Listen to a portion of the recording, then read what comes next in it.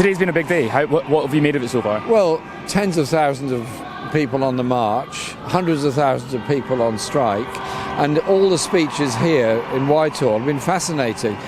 They've described low pay, described pressurised conditions, but they've also talked a lot about school budgets and about the poverty of the children they teach and the stress that they are put under. This isn't just about wages. This is about working conditions, it's about the kind of society we live in, and it's about the hunger of children going into school. And so I'm very impressed with what's been said here today, and also the support of lots of other unions. We had Mark Sawatka here from PCS, we've got firefighters, we've got rail workers, postal workers, many others have joined in today. But it's predominantly today's a day for teachers. And interestingly, a lot of students have come along as well, mainly secondary and some university students, and they are supporting this strike. Now, I've been involved in industrial actions all my life. I've never known a time when there's such public approval of it. I was standing on a picket line this morning. In the past, if you'd gone on a picket line outside of school, people would come by and say, "Get back to work. What are you doing?" Every single person that came by this morning said, "I support you." You could hear the vans are driving past, buses driving past, blasting their horn. What message do you think this gives to the government? I think it gives the message to the government that despite everything they've said about trying to demonise teachers, demonise emergency workers, posties, rail workers, everybody, it's not having the effect they think it is. It's actually had the opposite effect. And the opinion polls I'm looking at show 60% approval and support even for the rail workers' strike, which is obviously the most problematic one for people who need the train to go to work.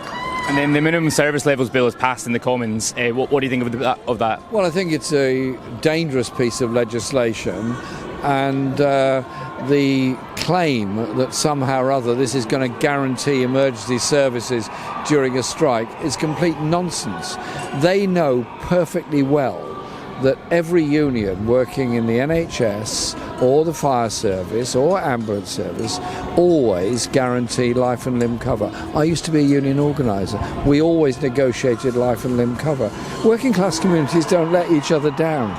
It's the Tory government that lets down communities. And then what message would you give to people striking today? Well done.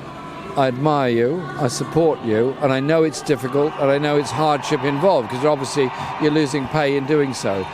But in your victory, we will start to eliminate poverty in our society. We will give the young people a better future and a better chance. And to young people watching this, if you work in McDonald's, Costa, Amazon, Starbucks, any place in the gig economy, Deliveroo, Uber Eats, whatever, join a union. It's only the union strength that's going to win you decent pay and conditions. Lastly, very quickly, Kim Johnson has been criticised for describing the Israeli government as fascist today and has been called into the whip's office. What do you make of her comments?